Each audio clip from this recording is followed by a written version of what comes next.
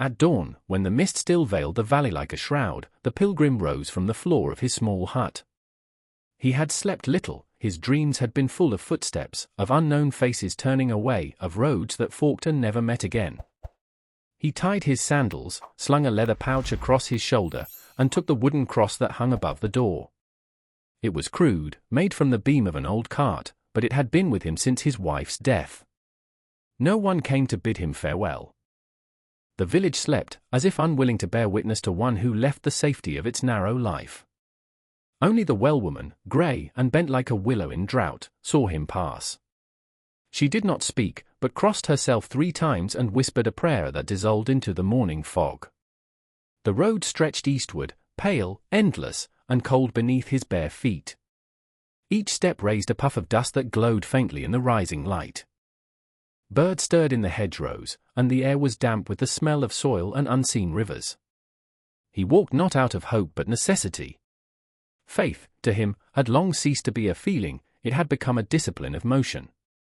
When the heart could no longer believe, the body must continue for it. That was his understanding of pilgrimage. By noon, he reached the first hill. From its crest, he could see the fields of his homeland receding into shadow, the roofs of his village shrinking into memory. He felt neither sorrow nor relief, only the quiet certainty that he was now beyond turning back. He paused beside a milestone carved with the image of a lamb. The inscription below was eroded by time, unreadable, like the prayers of men forgotten by heaven. He placed his hand upon the stone, as if to draw from it the courage of those who had passed before. As evening fell, the horizon burned red and gold, the color of old wounds. He made camp beside a stream. The water was bitter but cool. He drank, ate a crust of bread, and listened to the wind moving through the reeds. It sounded almost like voices, perhaps of the dead, or of those yet to come. In the dark, he thought of the city he sought. He imagined towers gleaming in eternal light, bells ringing without sorrow, faces unmarked by fear. Yet a voice within him, quiet, reasonable, cruel, asked whether such a place could ever exist outside a dream. The pilgrim turned on his side, wrapped his cloak around him, and whispered a single word before sleep took him, soon. But even he did not know whether he meant soon he would arrive, or soon he would cease to walk. By the 3rd week he reached a hamlet folded into hills the color of old pewter. Smoke rose from low roofs and flattened in the wind like a hand pressed over a mouth. He smelled boiled turnips, damp wool, and the faint sting of ash. The lanes were narrow, paved with mud and rumour. Chickens scratched among shards of broken pottery, a dog watched from beneath a cart, bare ribs counting time with each breath. He asked for water at the first door. The latch lifted, trembled, and dropped. At the second, a shutter squeaked and a woman's eye studied him, lidded and red. From where, she asked, as one might ask a knife where it had been. From the west, he said. The shutter shut. At the third, he offered his own cup. I have silver, he lied, and hated the taste of it on his tongue. The door remained a plank of silence. They had heard of the pestilence. They had seen travelers cough and darken, carried away on ladders that pretended to be stretchers. To them, every stranger was a seed of ruin. So they practiced the only liturgy they trusted, exclusion. Fear, he thought, is a mason building walls that outlast the houses they defend. When evening fell, he walked to the chapel at the edge of the fields, a ruin half swallowed by nettles. The roof had caved in, beams lay like broken ribs, and pigeons kept vigil on the rafters that remained. The air inside tasted of limestone and the cold pennies of old offertory plates. On a surviving pillar, he found initials cut by a knife, A+M, year of our Lord 1283. Lovers, perhaps, promising eternity in a place already surrendering to weather. He spread his cloak on a stone ledge and ate bread that had gone from hard to harder. A child cried somewhere beyond the walls, the small, high sound of a throat not yet instructed in silence. The cry moved him more than the village's suspicion. He prayed, not for himself, but for the child whose years would be taught by fear, and for all mothers who steady bowls with shaking hands. His prayer had no eloquence, it was a slow exhale warmed by pity. Sleep came like a truce. He dreamed of doors, each with a mouth in the wood, whispering, "Keep out, keep out." He woke before dawn to the sound of a cock that crowed as if competing with death. Mist unrolled over the fields like a burial cloth.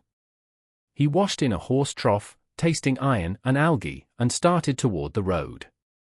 At the milepost he paused. A smear of charcoal had turned the carved lamb into a skull. He studied the defaced symbol and felt neither outrage nor surprise. Faith, he considered, is a cart that receives whatever is loaded upon it, wheat 1 year, bodies the next, and still it rolls. Perhaps what matters is not what faith carries, but that the wheel keeps turning. As the hamlet shrank behind him, he heard a shutter open, then close, a sound light as the flick of an eyelid. He did not turn back. The road, grey as a monk's habit, climbed toward a horizon that never kept its promises. He walked with the slow patience of one who has made a vow he does not fully understand. The past followed at a respectful distance, like a dog that has forgotten its name but not its loyalty. The future waited with clean hands. Between them he moved, a thin thread drawn through the cloth of days, tightening the weave where the fabric had begun to tear. And as the sun lifted, a dull coin, borrowed and returned, he decided that the world had 2 kinds of doors, those that refused him from fear, and those within him that he had yet to open. The first he could forgive. The second, he could not yet bear to try. The forest rose like a psalm recited in a language no one now remembered. Oaks shouldered the sky, their leaves fed on light and rumor. The pilgrim stepped beneath them and the daylight thinned, sifted into green dust that drifted down to settle on his shoulders. The path narrowed into a thought, then into doubt, then into nothing he could name. He kept walking because stopping felt like sinking. The air was saturated with wet bark, mushroom, and old leaf, the sweet rot of completion. Somewhere far off, water spoke in an even voice, the kind that teaches patience. Crows arranged themselves upon high branches and argued about him in syllables of iron. In the underbrush, something small rehearsed fear and fled. He made camp by a fallen trunk furred with moss. When he lay his head there, it was like resting on the back of something still alive, breathing very slowly through the centuries. He listened and heard the forest counting, not his steps, but his hesitations. Night in the trees was a stitched cloak, every stitch was a sound, a twig groaning, a badger muttering, a wind unwinding itself from the thorn. On the second day he began to hear footsteps beside his own. They never outran him, never lagged, they agreed with him politely. He turned and saw only the afterthought of his movement, the path repairing itself. "So," he said aloud, "we are 2. His voice fell from his mouth like a coin no one would retrieve. The forest answered with a rustle that could have been a scent all after. Hunger refined him to essentials. Berries stained his tongue, he chewed sorrel and felt, briefly, almost clean. He drank from a rill cold enough to remove memories. Time softened, lost its chisel. He thought of death not as an event but a rearrangement, the way leaves become soil without complaint. Perhaps, he mused, freedom is not the power to choose, but the willingness to be changed. At dusk of the third day fog came, tender as fleece and as blind. The tree stepped closer, conferring in creaks. He recalled a line from a sermon, "Solitude is the gate to the city of God." He pondered whether the gate might open inward. What if the city was not ahead, founded in stone and rule, but within, made of attention and mercy? He rejected the thought as convenient, then found it waiting when he turned away, patient, like a servant who knows the house better than the master. A fox crossed his path, red, deliberate, indifferent, carrying in its jaw a strip of cloth that might once have been a sleeve. He bowed his head, a courtesy to the kingdom of hunger. When rain began, each drop carried the smell of iron, as if the sky were bleeding lightly. He wrapped his cloak about him and listened to the wet percussion on leaf and bark. The sound arranged his fears into a single manageable doubt: if the road ends here, what am I? The question did not require an answer, it required endurance. By morning his beard held leaves, his sandals chewed their own straps. He found a clearing where grass grew like hair around an old stone. It was not an altar, yet it bore the seriousness of one. He placed his wooden cross upon it and waited. No voice came. No sign troubled the unnoticed air. Still, something had altered, the silence now included him, and did not despise what it held. He took back the cross and felt it lighter, as if the forest had accepted part of its weight. On the far edge of the trees, a pale brightness trembled, not quite sun, not yet day, the world considering its own continuation. He stepped toward it, and with each step the phantom footsteps beside him faded, then resolved into his own. He understood, embarrassingly late, that he had been walking all night with the shadow of his fear, and that fear, when kept in motion, behaves almost like a companion. He left the wood with a clinging smell of leaf and sorrow. The open country received him like a room after a funeral, plain, aired, undecorated. He did not thank the forest. Gratitude would have made him its debtor. Instead he lifted his eyes to the margin of the sky and said, simply, "Continue," as a scribe might say to the page when the ink begins to flow again. Where the tree surrendered to scrub and thorn, he found a stream braided with light. It spoke without haste, threading stones with meanings he could not quite keep. Beside it stood a hut roofed with reeds and stubborn hope. A man emerged, bare feet, beard the color of winter straw, eyes untroubled by clocks. He greeted the pilgrim as one greets weather, acknowledging its presence, accepting its power, asking nothing. They ate roots and a thin porridge that tasted of humility. Steam rose in modest curls and carried a sweetness the pilgrim could not name, perhaps ash, perhaps gratitude. The hermit's hands were scarred in the tidy manner of those who have long argued with wood. "You walk far," he said. "Toward where?" "Toward the city," the pilgrim answered, and felt childish at once, like a boy naming a star his own. "Toward peace." The hermit smiled, a small rearrangement of endurance. Peace is an hour that forgets to ring the bell. We mistake the silence for permanence. Then the bell remembers. He gestured to the stream. "Watch. The water appears to go somewhere. Yet every droplet is only visiting motion." They spoke as dusk braided itself into the reeds. The hermit told histories as if turning pages in a book borrowed from time, a lord who built a chapel to atone for a war he kept waging, a nun who buried her voice in fasting until her body learned to speak rebellion, a child cured of fever who grew into a judge and sentenced mercy to death by neglect. All stories, he concluded, argue that we are more than our hours. Yet the hours keep winning. The pilgrim asked, "Do you believe in God?" The hermit fed the fire a stick that had once been branch and before that, sky. "I believe in the ache that the word points to. In the discipline of tending a flame. In the relief of admitting I am not the center of what spares me.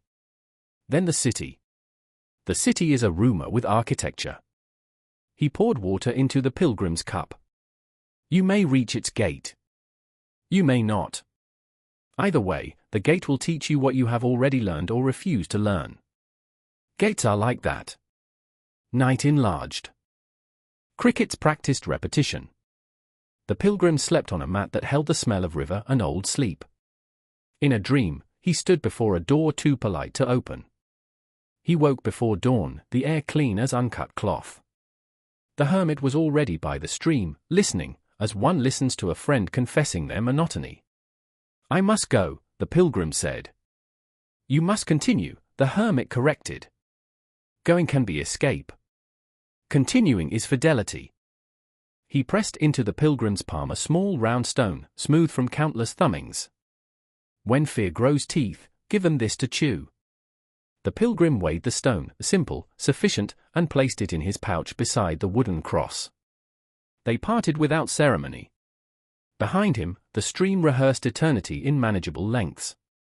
Ahead, the land opened into a patience of fields. He carried the hermit's sentences as one carries bread that will not feed the body but will persuade hunger to wait its turn.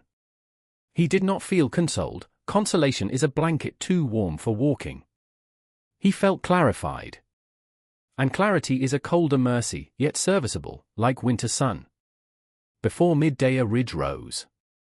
From its brow he saw the long plain, pale as bone and stitched with the dark threads of distant roads. He understood without knowing how that the plain had been a battlefield. The wind came up tasting of iron and extinguished fire. He closed his eyes and allowed the taste to tell him what words could not bear to carry. Then he began the descent, one measured step following another, as if entering a library where the books are written in the names of the dead. The plain remembered what men tried to forget. Grass grew in obedient ranks, as if imitating buried formations. Here and there the earth offered fragments, a buckle-hold like the moon, a spur stained the color of dried vows, a coin bent into an ellipse of useless ambition. He walked slowly, careful not to disturb the grammar of the ground. Wind ran its palm across the field and came away with a sound like distant armor weeping. At midday he found the ribs of a horse open to the sky, white as a confession finally believed. The bridle still clung in rusted fidelity. He knelt and touched the bone. It was warmer than he expected, as if remembering the last ride. "Forgive us," he said, and did not specify who he meant by us. Guilt prefers its pronouns plural. Flies embroidered the air. A lark lifted, twisting music out of desolation. He ate an onion raw and felt it resharpen his breath into poverty.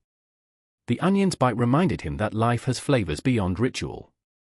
Tears rose, not from sorrow, but from the honest wound of spice. He let them fall, the ground had seen worse. Toward evening he reached a shallow trench collapsed into itself. In its curve lay a scatter of buttons and a rosary sewn with dirt.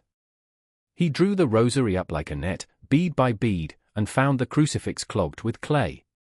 He cleaned it on his sleeve until the thin Christ re-emerged, arms outstretched in a gesture that could be agony or welcome. "Is there a difference?" he asked aloud. The wind answered by holding its breath.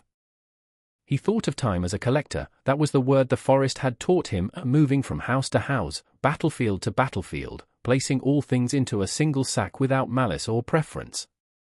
Time does not heal, healing, where it occurs, is an arrangement among the living, temporary and brave. Time simply accumulates. And yet within that indifferent gathering, mercy appears, not to cancel what happened, but to accompany those who must carry it. At sunset the sky performed an old pageant in red and ash. He built a small fire from thorn and found wood, its smoke smelling of desert and patience.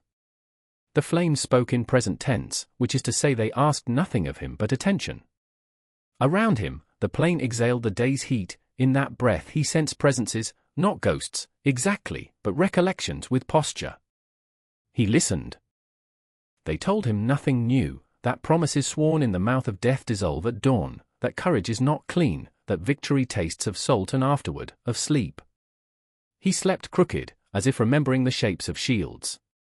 In the night he woke to footsteps, many, rehearsing the last charge again. But it was only the wind reorganizing weeds. He laughed once, a small sound, as one laughs in church at one's own seriousness. Then he lay back and watched the constellations cut their eternal treaty with darkness. Such treaties never favor us, he thought, and yet we sign them nightly by closing our eyes. At morning the fire was a bowl of grey pearls. He ground them with his heel and felt the powder cradle his skin. Death, he reflected, is the world's way of not forgetting. It writes us down in a script none can read except the worms and the grass, and they read without contempt. He resumed walking, and as the plain dwindled behind him, he tried to count how many souls it contained. The number refused him. Perhaps numbers belong to markets and taxes, perhaps grief requires a different arithmetic, one that multiplies by silence. He let the problem go. The road rose again, two pale threads twisting toward a horizon made of rumor. Somewhere beyond, he believed, there would be walls, then towers, then bells. He did not ask for soon. He asked only that his feet keep their simple faith, lift, place, bear, repeat. The last country he crossed had no name he could learn. People there spoke with the thrift of those who have outlived their questions. He traded labor for bread, mending a fence, digging a grave made shallow by rock. The grave was for a woman who, they said, had been kind when kindness was out of stock. As he shoveled, the soil struck stone with the clear ring of difficult truth. He thought, not for the first time, that the earth is fullest where love has been practiced. Days braided into weeks. Sometimes he glimpsed, far off and almost translucent, a city-like brightness, as if the horizon had polished itself. He would walk toward it and it would recede, not cruelly, only according to its nature. Desire, he realized, is a mirage that does not lie, it shows us the thirst we already carry. He learned to bless the distance for keeping him honest. One evening he reached a ridge at whose foot a monastery once stood. Only the gate remained, a perfect arch framing nothing. He passed beneath it and felt, without wonder, that ceremonies need not end to empty. In the weeds he found a bell the size of a helmet, cracked along its lip. He struck it with a stone. The note wavered and failed, then hung in the air like an intention never quite made. He thought, faith is this, the sound that remains after the sound stops. He dreamed that night of the city again, not as a prize but as a room prepared for someone else. He stood outside its door and realized he was content, unexpectedly, to wait there forever. In the morning he woke with a gentler disappointment than usual. He washed his face in dew and tasted the thin sweetness of nothing achieved. He walked on. A storm gathered, storing argument in its belly. The sky stitched itself shut with lightning. Rain came hard, rinsing the dust of years from his cloak. In the drumming he heard his name, or what had once been his name. He answered with a whisper, and the rain accepted the response without comment. When the storm moved away, it left the land newly made, as if creation were a habit God had not yet abandoned. On a slope slick with new mud, he slipped and fell to one knee. A pain spoke in his chest, bright and persuasive. He lay back and watched a hawk write its slow signature on the air. Death, he considered, is not the opposite of life but its most disciplined chapter. We fear it because it keeps its promises. We call it darkness, yet it teaches us how to love light without owning it. He rose, more slowly now. The road, thin as thread, stubborn as habit, continued. Toward evening he came upon a field dotted with white stones. No names were cut into them. The stones faced the same direction, as if listening for a sermon that had not yet begun. He sat among them and shared his bread with the silence. It tasted improved by the company. Night took the field and arranged the stars above it, buttons on a garment the universe no longer wears. He thought of the old woman by the well, of the closed doors, of the hermit stream, of bones insisting on memory. He saw, with a tenderness that did not ask to be returned, that his journey had already completed the only circle available. Step by step, he had walked himself into the person who could carry what could not be set down. Whether he ever reached the city no one can say. Some claim he died on the threshold, refusing to enter because he confused arrival with surrender. Others say he lies beneath a tree whose roots spell his name in patient cursive each spring. The old woman, if she still lives, would tell you something else, that he simply continued until the map forgot to show more, and that on certain nights, when fear loosens its grip and the wind borrows voices, one can hear a measured tread beyond the hedgerow, faithful as the ticking of a clock that has never met a wall. Here is the bitter, beautiful remainder: we do not arrive.